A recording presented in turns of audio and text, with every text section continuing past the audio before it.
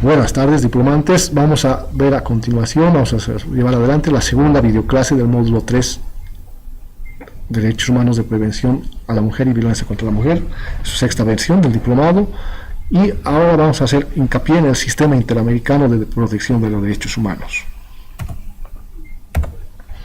El Sistema Interamericano de Protección a los Derechos Humanos está compuesto por dos órganos: la Comisión Interamericana de Derechos Humanos, creada en 1959, y la Corte Interamericana de Derechos Humanos, o Corte IDH, creada en 1978.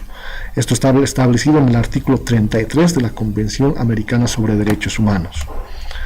¿Cuál es la función o el rol de la Comisión Interamericana? La Comisión Interamericana es un órgano de derechos autónomo de la OEA, creado para promover la observancia y la defensa de los derechos humanos y servir como órgano consultivo de la organización en esta materia. Eso es lo que establece el Estatuto de la CIDH en su artículo 1. ¿Cuáles son requisitos para presentar una petición, o los requisitos para presentar una petición? Como ustedes ya habrán visto al momento de elaborar sus mapas conceptuales del anterior módulo, estos son los tres requisitos tres requisitos de fondo para la presentación de peticiones. Primero, el haber agotado los recursos internos. Segundo, que entre el agotamiento de los recursos internos y la presentación de la petición no hayan transcurrido más de 6 meses de tiempo. Y tercero, que el caso o el hecho en cuestión no haya sido sometido a otra instancia internacional, a alguno de los comités de las Naciones Unidas. Por su parte, la Corte Interamericana de Derechos Humanos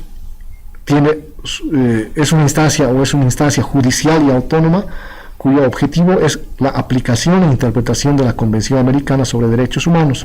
Ejerce sus funciones de acuerdo a la Convención, su estatuto y su reglamento.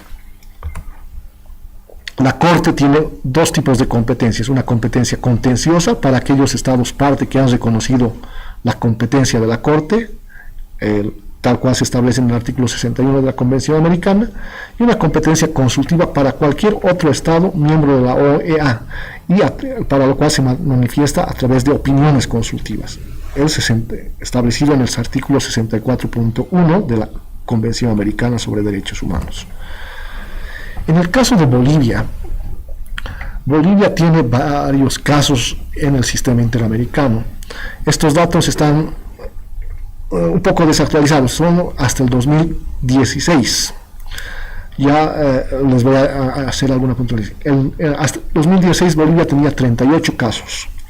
De estos casos, uno estaba con medidas cautelares, que es un caso muy conocido, que es el caso MZ. 12 casos estaban con informe de fondo. 4 casos estaban en proceso de acuerdo de solución amistosa. Un caso en etapa de negociación de acuerdo de solución amistosa. 13 casos en etapa de admisibilidad y 7 casos con informe de admisibilidad. Actualmente hay otros 4 casos aproximadamente, 4 casos nuevos que se han presentado y que han sido ya admitidos por la Comisión Interamericana de Derechos Humanos.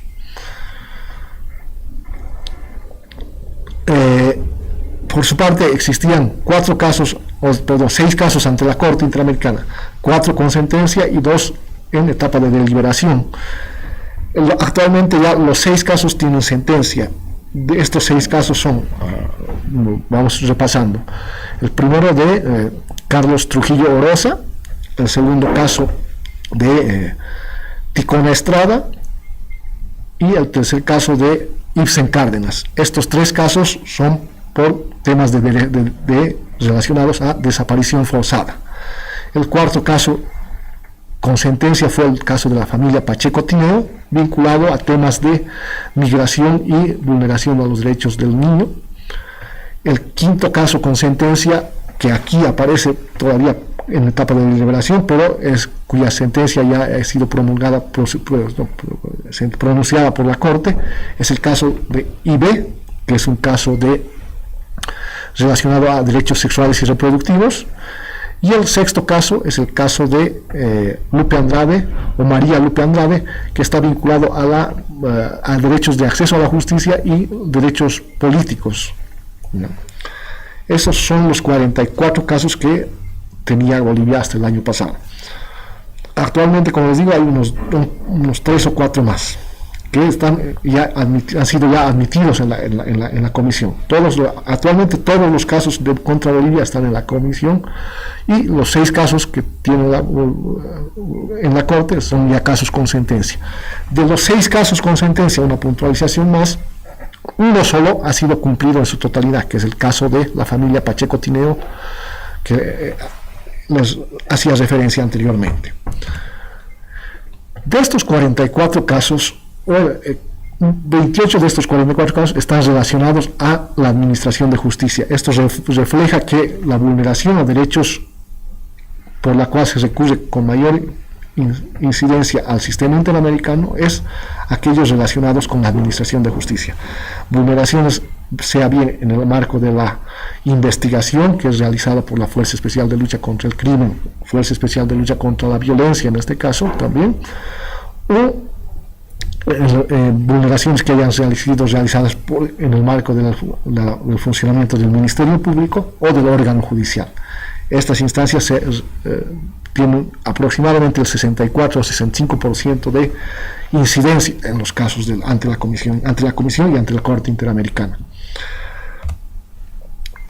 ¿Qué pasa cuando un Estado incumple sus compromisos, incumple las recomendaciones e incumple las sentencias que son emanadas del Sistema Interamericano de Derechos Humanos? El incumplimiento de los compromisos asumidos por el Estado en los acuerdos de solución amistosa, las recomendaciones que emita la Comisión Interamericana o las sentencias de la Corte Interamericana de Derechos Humanos originan para el Estado un desprestigio ante la comunidad internacional, que se traduce en una reducción en el apoyo económico y financiero para la generación de políticas públicas, y asimismo el Estado es considerado como un Estado vulnerador de derechos humanos. Para el servidor público, ¿qué significa? Para el servidor público concreto, el inicio de la acción penal, civil y o administrativa correspondiente, y la acción de repetición en su contra. Esta acción de repetición en su contra ha sido instaurada en la nueva Constitución, en la Constitución Política del Estado vigente desde el año 2009, que señala lo siguiente: el Estado es responsable por la vulneración de derechos humanos, ¿no?